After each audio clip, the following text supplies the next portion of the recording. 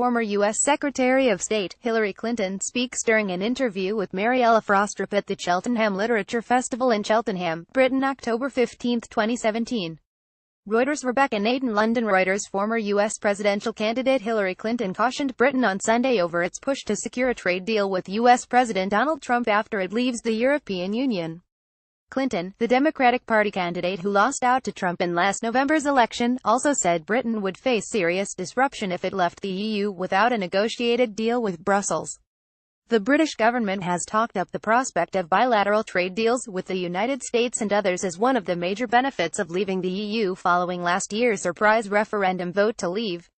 Asked about the prospects of a British U.S. deal, Clinton told the BBC, "You're making a trade deal with somebody who says he doesn't believe in trade, so I'm not quite sure how that's going to play out over the next few years."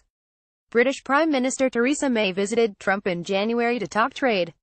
The countries share $200 billion of trade each year.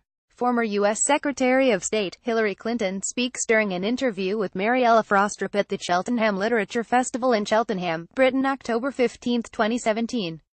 Reuters. Rebecca Naden. But May has since intervened in a dispute between U.S. aerospace firm Boeing (BA) and Canadian plane maker Bombardier (BBDB). 2. Lobbying in the interests of Bombardier to try to protect jobs at its factory in Northern Ireland.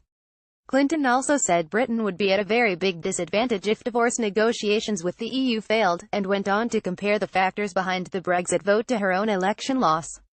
"Looking at the Brexit vote now, it was a precursor to some extent to what happened to us in the United States. The amount of fabricated, false information that your voters were given by the Leave campaign," she said. She said her own presidential campaign was subject to similar treatment, citing the spread of false stories by online news outlets, and warned that Britain and other countries must be alert to the risks of such new media. "The big lie is a very potent tool," she said. Reporting by William James. Editing by Janet Lawrence.